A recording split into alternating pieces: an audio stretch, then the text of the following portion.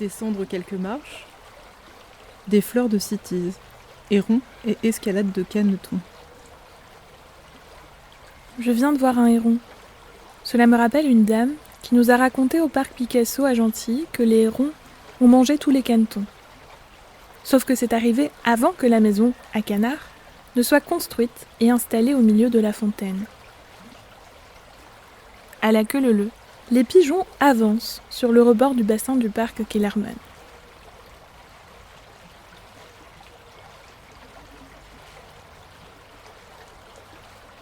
La fourmilière. J'aime ces bâtiments en construction. Cela me rappelle mon enfance où je suivais mon père sur les chantiers. Ligne de vie, ligne lumineuse. Senteur bétonné et plastique encore neuf.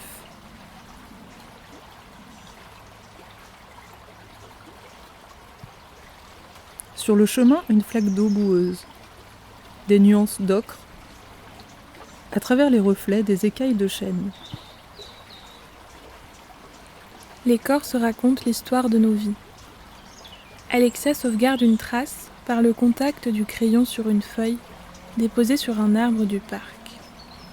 Il sera peut-être coupé pour refaire surgir la bièvre enfuie. Alexia plonge sa feuille dans l'eau stagnante du bassin.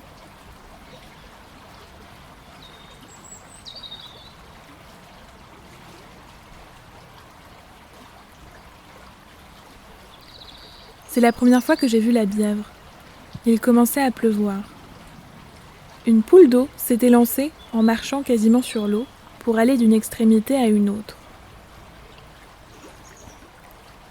S'approcher de la rive. Les semelles s'enlisent dans les herbes hautes. Un pont joue avec les ombres.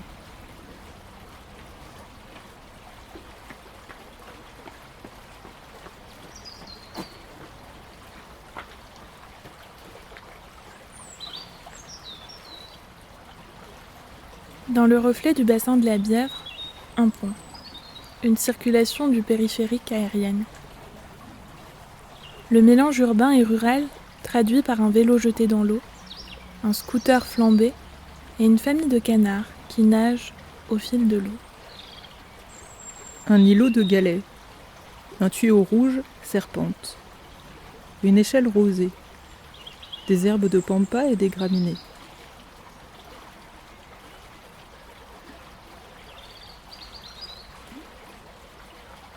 Entre présence et absence, la Bièvre est cachée, au tracé bien pensé.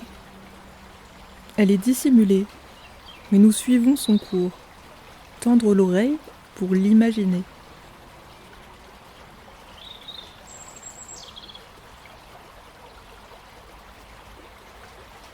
Chacun à sa place, construire et détruire, reconstruire.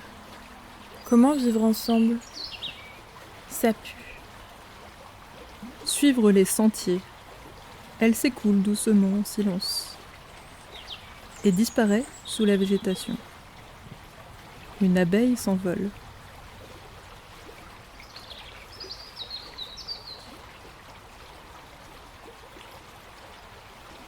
La réserve naturelle, une frontière, le zoo de demain, un bassin de retenue, des questions suspendues. Un bassin jacuzzi, puis une bièvre saisie. Une journée de printemps, foulques et filets d'eau. Autour de la fontaine, des bruissements de bicyclettes.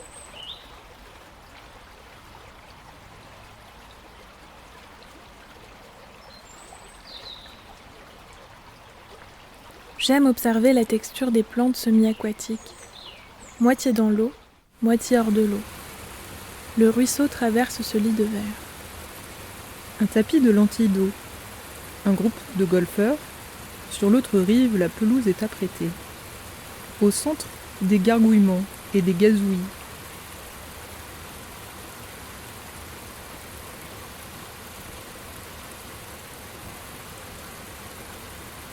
Cela coule presque de source.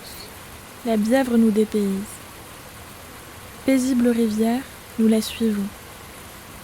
Nous rencontrons d'autres personnes, comme un monsieur qui promène son chien, ou un chewing-gum fixé au bout de la branche d'un arbre. Derrière les branchages, paysage bucolique. Elles se mettent en scène. La fraîcheur de la végétation, elle dévale et ruisselle.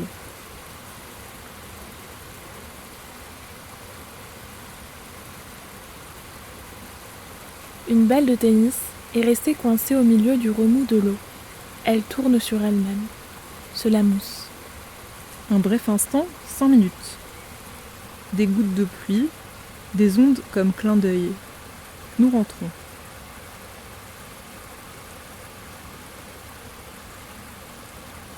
La forêt nous appelle. La source surgit ici. Des promeneurs du dimanche.